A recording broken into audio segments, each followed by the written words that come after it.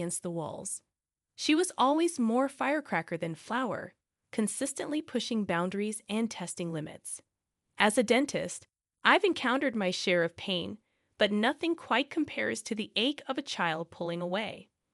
My husband, John, a seasoned cop, always had a knack for smoothing things over. But even he was at a loss when Amy packed up and left with that rock musician, her teenage rebellion reaching its peak. "How did we end up here, John?" I asked one evening, my gaze fixed on the empty chair that Amy once occupied at our dinner table. One day she's sneaking out to concerts, the next she's gone without a trace. John sighed, his eyes reflecting the weight of the same unanswered questions. "She's always been wild, Martha, like a storm you can't predict or tame. But she's still our girl." Yet, as days turned into months with nothing but silence from Amy, the burden of her absence grew heavier. It wasn't until a photograph arrived in our mailbox that we saw her again. Not in person, but in a wedding picture, defiantly happy beside a man adorned with tattoos and a guitar. There was no invitation, no call, just a snapshot of the life she chose over us. I remember my hands trembling as I held the photo, the hurt palpable between us. "She's made her choice, hasn't she, John?" I whispered, the sting of rejection still fresh. John tried to calm the storm brewing within me. "Maybe she's trying to reach out in her own way, Martha. It's a start, right?"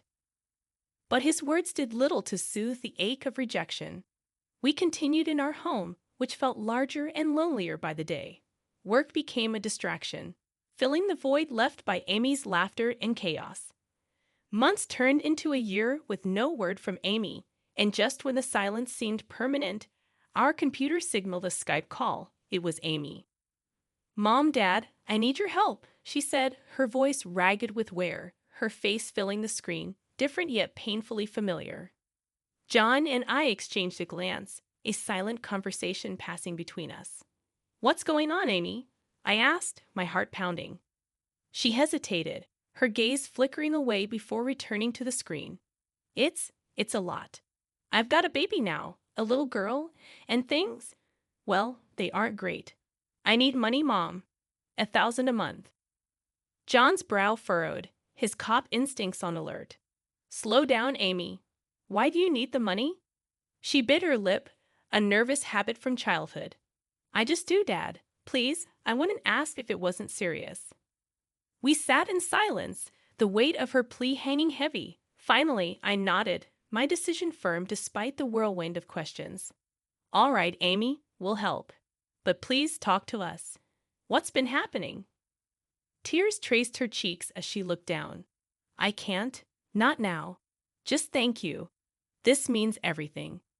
The call ended abruptly, leaving John and me staring at a blank screen. "What do you think, John? Did we just make a mistake?" I murmured, doubt creeping in. He shook his head, his hand finding mine. "No, Martha. She's our daughter, and she's in trouble. It's our job to help, no questions asked." "But a grandchild, John. A whole year, and she's kept this from us. What else don't we know?" I couldn't keep the tremble from my voice. "We'll find out, love. For now, let's just be there for her however she'll let us," he replied, his voice a steady anchor in the storm. The days that followed blurred into a whirlwind of bank transfers and uneasy silence. I kept myself busy at the clinic, grateful for the distraction it provided. But every time I came home, I half expected Amy to be there waiting with her child. But the house remained quiet, our lives suspended in a state of waiting and worry. One evening, as we sat in the living room, the air thick with unsaid fears, John broke the silence.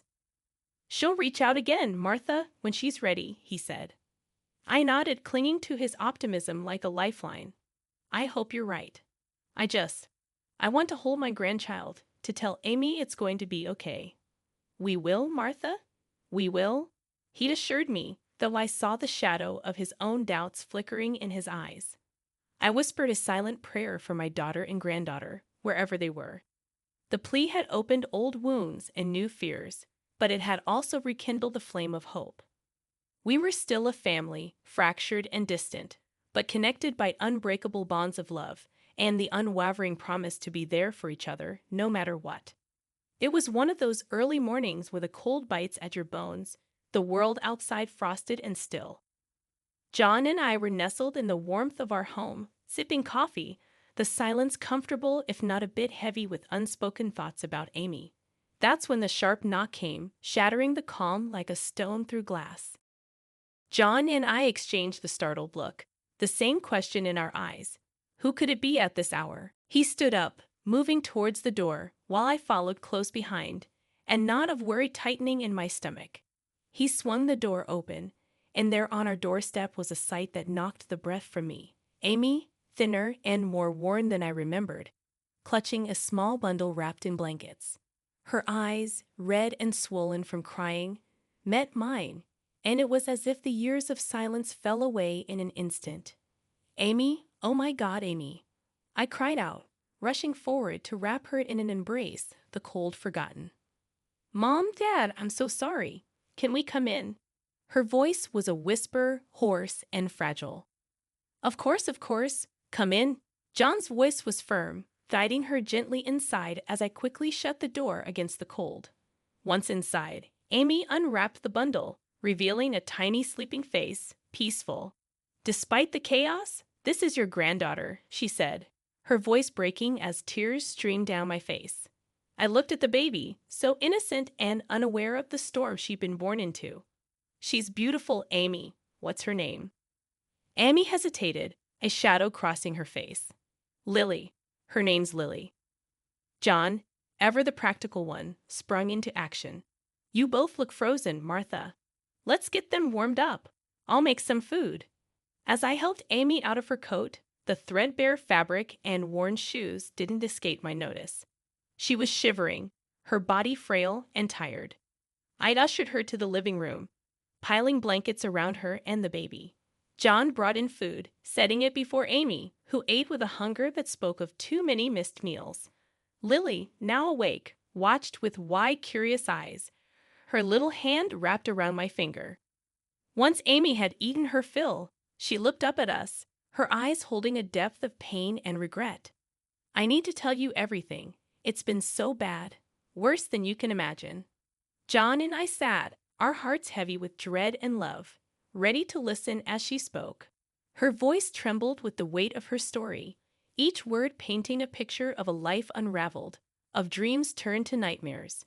When she finally finished, the room was heavy with silence. I reached out, taking her hand in mine. Amy, we're here now. You're safe, both of you, I said.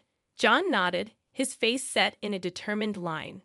We'll take care of you, whatever it takes. Amy broke down then, tears streaming down her face, a mix of relief and sorrow. I'm so sorry. I was so stupid, so proud. I should have come back sooner. I pulled her into a hug, rocking her gently. It's okay. You're home now. We'll fix this together. Once Amy had settled a bit, Lily sleeping soundly in a makeshift bed we'd cobbled together, she began to unravel the story we'd been missing. John and I sat across from her, our hearts heavy, bracing ourselves for what was to come. Mom, Dad, I don't even know where to start. Everything's been a mess since the day I left with him, Amy began, her fingers twisting a loose thread on the blanket. Just start from the beginning, sweetheart. We're here to listen, I urged gently, my voice steady despite the turmoil inside. Amy took a deep breath, her eyes fixed on the sleeping form of Lily. It was all good at first, you know? Exciting even. But then, after we got married, things changed. He changed. The music gigs dried up, and he started drinking a lot. Her voice trailed off, a shiver running through her. John leaned forward, his face a mask of concern. And then what, Amy? She looked up, tears glistening in her eyes. Then he started getting angry at everything, at me. It wasn't long before he started hitting me. Amy continued, her voice trembling. A sharp gasp escaped my lips, my hand flying to my mouth. John's jaw clenched, his hands forming fists on his knees. That bastard, he muttered under his breath. Amy's words poured out like a floodgate opened. I thought I could handle it, that I could make it stop. But then I got pregnant with Lily, and everything got worse. He didn't work, just drank and yelled, and more. I was scared all the time. The room felt impossibly heavy, each word adding weight to our already burdened hearts. "Why didn't you come to us, Amy? Why didn't you tell us?" I asked, my voice a mix of pain and frustration. I was ashamed, Mom, ashamed and scared. I thought I'd made my bed and had to lie in it. But when Lily was born, I realized I couldn't let her grow up in that. That's when I called you for the money. It was the only way I could think of to keep us afloat. John stood abruptly, pacing the room. And his parents, what role did they play in all this? He demanded. Amy's lips quivered as she spoke. They were just as bad in their own way. His mom. She would make me do all the housework, watch every penny. If I did anything wrong, she'd take it out on me, on Lily. They all would. I reached across, taking her hand in mine. "You're safe now. Amy, you and Lily will take care of you." Amy nodded, a frail smile on her lips. "I know, Mom. That's why I came here. I knew if anyone would help us, it would be you." John nodded, his face set in a grim line. "Tell us how you managed it, Amy. We need to know everything to protect you." She took a deep breath, her hands wrapped tightly around her coffee mug. It wasn't easy. I had to wait for the right moment. His parents were out. And he was passed out drunk like usual. I grabbed Lily, some clothes, and whatever cash I could find. I didn't even have a car seat. Just wrapped her in blankets and ran. I shuddered, imagining my daughter and granddaughter in such peril. "Oh, Amy, that's so dangerous. But you're here now, that's what matters." She continued, her eyes distant as she recounted the escape. I hitched a ride to the nearest bus station. People must have seen the desperation in my eyes. No one asked too many questions. Each mile away from that house felt like a tiny victory. John's hand found mine under the table, a silent message of solidarity. "And no one followed you? You were sure you weren't followed?" Amy shook her head. "I was careful, Dad. I know you taught me to be observant. I made sure we weren't followed.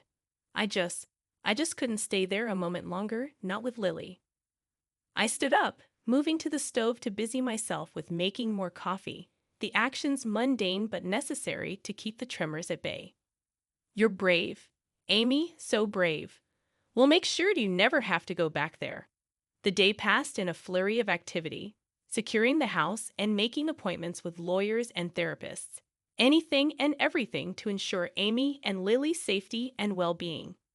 John was on the phone most of the day, his voice a low rumble of barely contained fury and action. As night fell, Amy sat on the living room floor with Lily crawling around her, a scene so normal yet charged with the undercurrents of their recent ordeal. "I can't thank you enough, both of you. I feel like I'm finally breathing again." Amy expressed her gratitude. John looked up from his paperwork, his gaze softening. "You're our daughter, Amy. There's nothing we wouldn't do for you and Lily." I sat down beside her on the soft carpet. "We meant it when we said forever, Amy. Forever means through the hard times, too." She leaned against me, her body weary, but her spirit flickering with the start of something new. Hope, perhaps, or the beginning of healing. "I know, Mom, I know." As we settled in for the night, the house felt different, as if the very walls were bracing to protect its inhabitants. Amy and Lily slept in the guest room, their breaths soft and even in the quiet. John and I lay in bed, our hands clasped between us, a silent vow to face whatever came next together. The escape to safety was just the beginning. But as I drifted off to sleep, I knew we were ready for it, ready to fight, to protect, and to heal. Our family, once broken, was mending one day, one moment at a time. With resolve hardening in our hearts, John and I drove to the address Amy had tearfully provided. The house loomed ahead, shabby and forlorn, a stark contrast to the warm, loving home we had left. John asked, his voice a low rumble of contained anger. I nodded, bracing myself for what was to come. We walked up to the creaky door and knocked firmly. Shuffling feet approached from inside, and the door creaked open to reveal Amy's husband, a picture of neglect and disdain. "We need to see Amy and the baby," John demanded, his gaze steely. The husband, with a dismissive snort, replied, "They're sleeping. What do you want at this hour?" The blatant lie made my blood boil. "Sleeping? Don't play dumb. Amy's been with us since yesterday. She told us everything," I snapped, my voice sharp with fury. Behind him, his parents appeared, their expressions sour and defensive. "What's all this about? Our daughter-in-law is fine, just sleeping off her tantrums," the mother sneered, a vile attempt at nonchalance. John stepped closer, his presence imposing.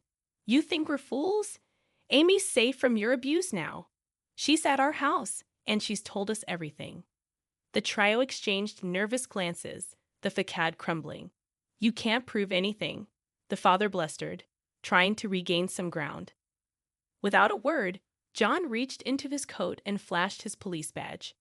The effect was immediate, their faces drained of color, their previous arrogance replaced by fear. "We're just a family trying to get by," the mother whimpered, her bravado gone. John's voice was cold, the anger controlled but palpable. "A family that preys on its weakest members? I don't think so. You'll be hearing from us and from the authorities." We turned and left them standing in their doorway, the reality of their situation sinking in. As we drove away, the weight of what we had started hung heavy in the air. Amy, holding Lily close, met us as we walked in, her eyes filled with a mix of hope and fear, searching ours for answers. "They're scared now, Amy. Scared of the consequences. You and Lily are safe," John assured her, his hand resting on her shoulder. The night closed around us. As we settled in, I felt a mixture of exhaustion and relief. The first step had been taken, the demons confronted. Though the journey was far from over, we'd have faced it together, a united front against the past and whatever the future might bring. Our family, once fractured, was finding its way back, one truth, one moment at a time. The morning after confronting Amy's in-laws, John and I sat at our kitchen table, a silent agreement between us. Today, we would ensure justice for Amy and Lily. John, with his years of experience on the force, made calls, his tone official and stern, setting the wheels of justice in motion. "Can you tell us everything again?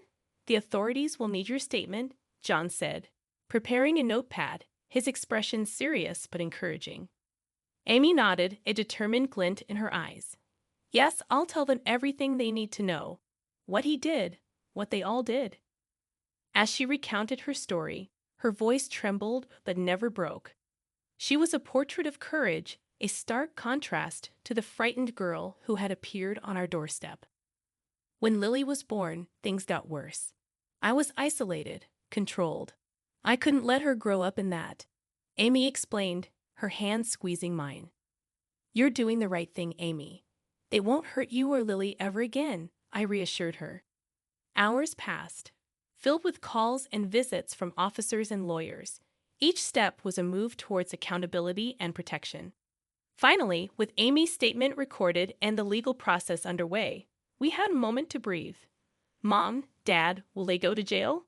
Amy asked, her eyes searching ours for assurance. John nodded, his voice firm. "They're facing charges of abuse and extortion. It's a strong case, especially with your testimony. They won't be free to hurt anyone else." The relief in Amy's eyes was palpable. She hugged Lily close, whispering words of love and safety to her daughter. As the day turned to evening, a sense of calm settled over the house. "I can't believe it's finally happening," Amy murmured, a small smile touching her lips. "It's only the beginning, sweetheart, but we'll be with you every step of the way," I reassured her, my heart swelling with pride for her bravery. John stood looking out the window into the growing darkness. "They'll learn that you don't mess with family, not without consequences." We sat in quiet solidarity, the trials of the past few days bonding us in ways we couldn't have imagined. The journey was far from over, but for the first time in a long time, there was a sense of hope, a light at the end of a long, dark tunnel. As night fell, and we prepared for bed, I checked on Amy and Lily sleeping peacefully in the guest room. The sight of them so serene was a balm to my weary soul. We'd faced the demons, and though the scars remained, we were healing, moving forward together. As the days turned into weeks, the dark cloud that had loomed over our family started to dissipate. Amy, now officially divorced and free from the man and the in-laws who had caused her so much pain, was finding her footing again. During breakfast one morning, as we all sat together, the atmosphere was lighter, almost buoyant.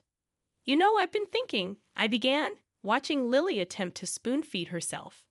"How far we've come. It's like we've stepped into the light after such a long time in the dark." Amy, with a newfound strength in her eyes, smiled. "Yeah, Mom, it's like I'm finally waking up. The divorce, the trial, it's all behind me now. I can actually look forward to the days ahead." John, always the backbone of our family, nodded in agreement. "That's right. We're all moving forward now, stronger and wiser."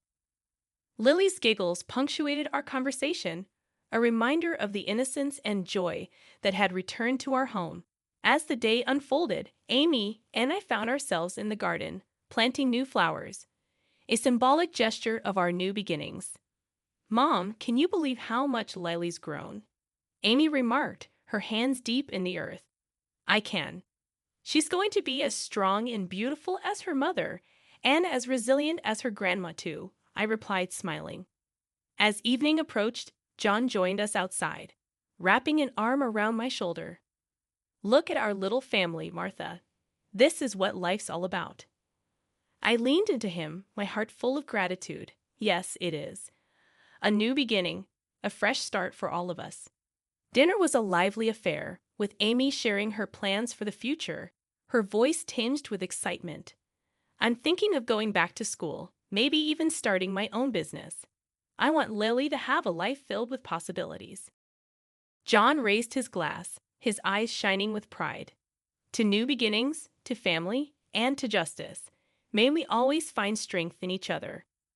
We toasted to our future, the sound of our glasses clinking a sweet symphony of hope and determination. As the night drew in, I tucked Lily into bed, watching as Amy sat beside her, a serene look on her face. I whispered a silent prayer of thanks as I turned off the light, grateful for the second chance we've been given. As I lay next to John, his presence a constant source of comfort, I knew that our journey hadn't been easy, but it had brought us here, to this moment of peace and togetherness.